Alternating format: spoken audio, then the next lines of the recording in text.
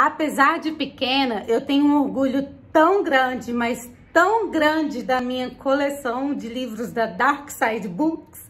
Se você quiser, fica aqui no canal que eu vou mostrar agora quais são os livros que eu tenho dessa editora para você. Bora lá?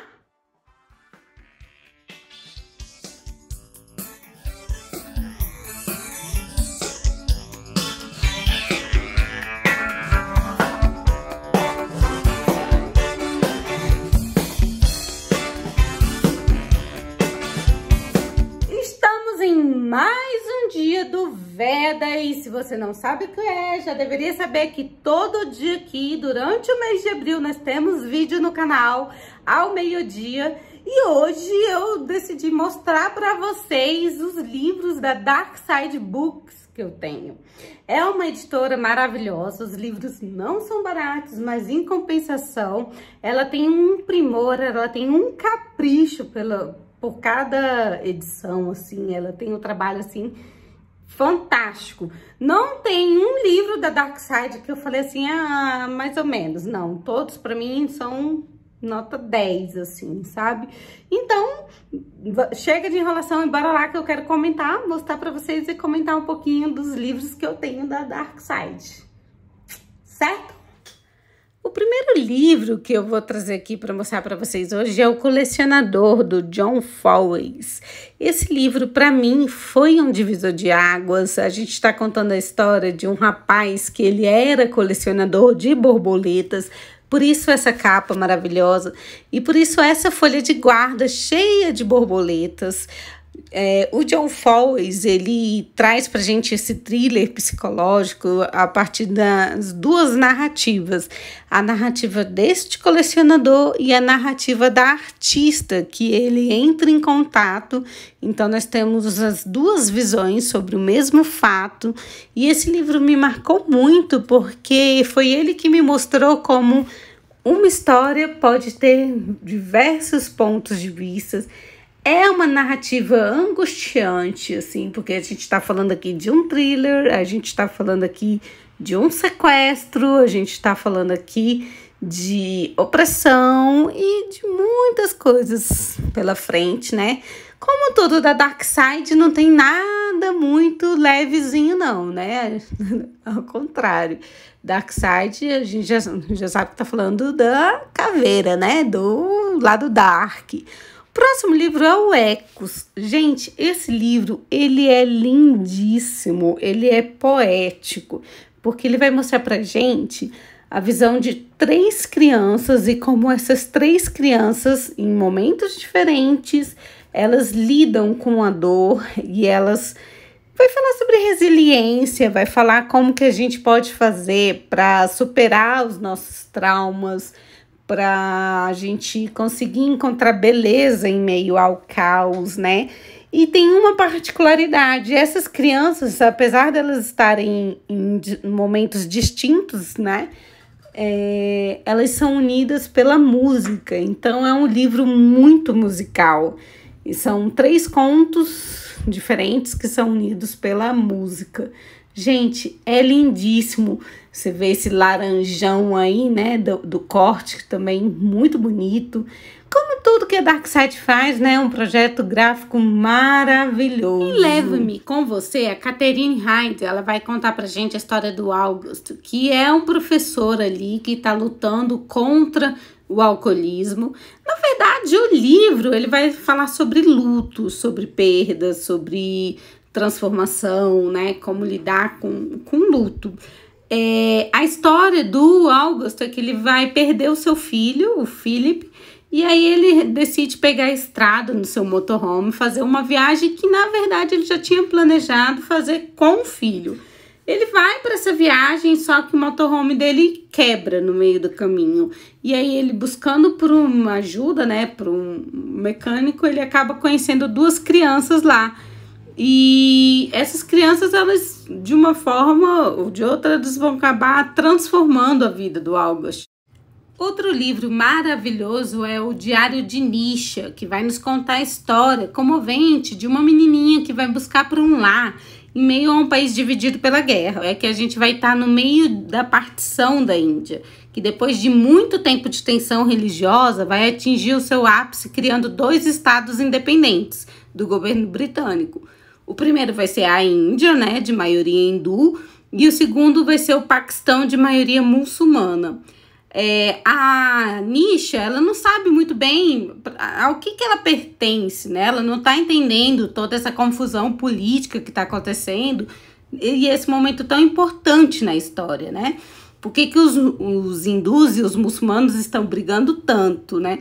E nisso, com todas essas tensões e por essa separação, o pai dela decide que é perigoso demais ela permanecer no lugar que ela entende que é a casa dela.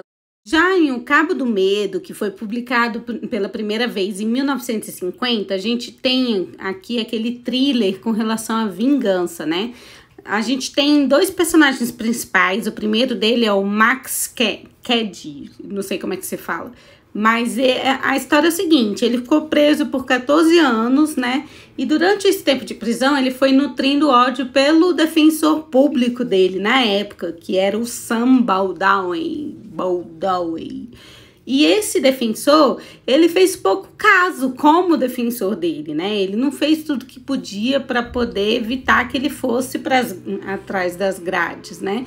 E aí o Max sai da cadeia e vai de encontro ao Sam, porque ele percebe ali que o Sam tá com a família margarina dele, que ostenta muito, né?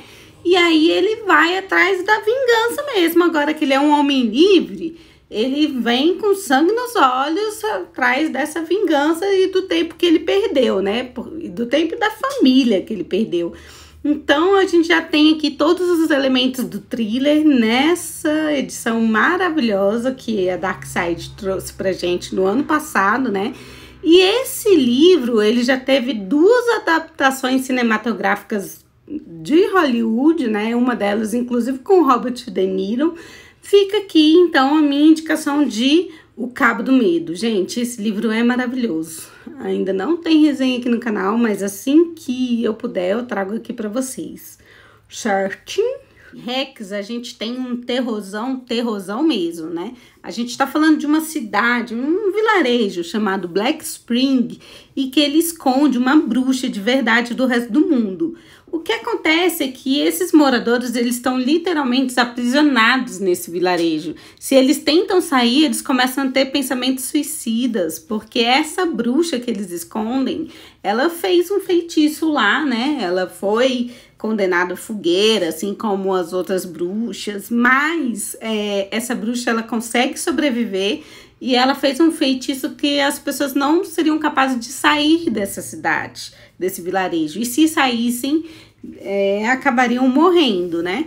Então, é uma cidade que é obrigada a conviver com essa bruxa e a ter que lidar com esse segredo de não poder contar para os outros, né?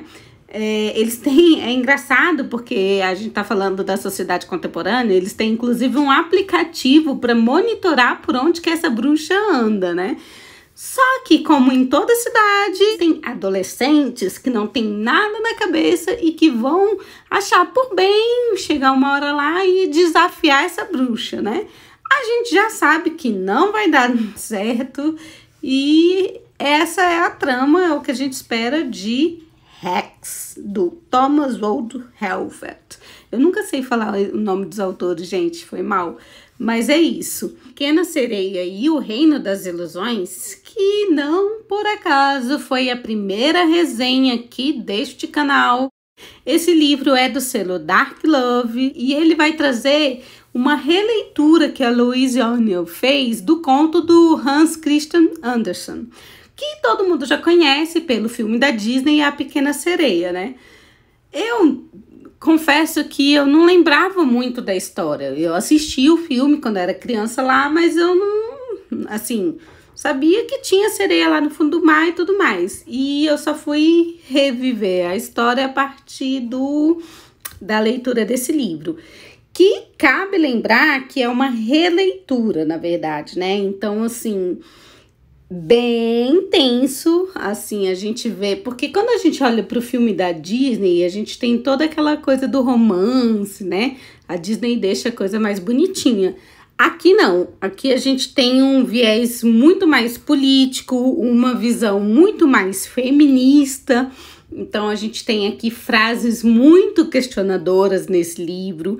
E assim, é uma indicação que eu percebi que dividiu a galera. Teve muita gente que amou esse livro e teve uma galera que se incomodou. Eu sou do time que amou. Então, é uma indicação que eu faço para qualquer um. Eu acho que traz vários questionamentos bem interessantes. Outro livro do selo Dark Love é o Cronos Limites do Tempo. Esse é o segundo livro de uma trilogia feita pela Risa Walker, que vai abordar viagem no tempo, né? É uma ficção científica que vai trabalhar de uma forma muito interessante alguns momentos históricos da história dos Estados Unidos. Então, nesse segundo volume, a gente vai ter, por exemplo, o assassinato do presidente Kennedy, vai estar aqui como um pano de fundo da história. E qual é a história? Aqui a gente tem a Kate, que é uma adolescente lá com seus 16 anos. Isso eu tô falando do primeiro, tá? Ela, no primeiro livro, que é o Viajantes no Tempo, ela tinha 16 anos. Ela descobre que, assim como a avó dela e o vô dela, ela tem a capacidade de viajar no tempo. Só que essas viagens não são feitas de qualquer forma. Elas são feitas por historiadores que trabalham nessa empresa chamada Cronos, que tem como objetivo entender momentos políticos importantes, específicos, para poder entender melhor esses fatos históricos, né? Só que, como viajar no tempo é um poder muito grande, nem todo mundo vai querer usar isso de uma forma benéfica, né? E aí vai caber a essa adolescente tentar lutar contra isso, né? E aqui a gente vai ver também a questão do fundamentalismo. Então, nessa segunda edição, a gente vai ter aqui a Kate lutando contra os ciristas, que é uma religião criada por pessoas mal intencionadas. Voltamos! Espero que você tenha gostado. Deixa aí o seu comentário. Me diz se você ficou curioso para conhecer algum desses livros. Depois deixa o seu like, compartilha. Já sabe que faz diferença para mim quando eu percebo que tem alguém aí do outro lado. Já sabe também que tem vídeo todo dia aqui durante o mês de abril, ao meio-dia. Então eu vou ficando por aqui. Um beijo, um cheiro e tchau!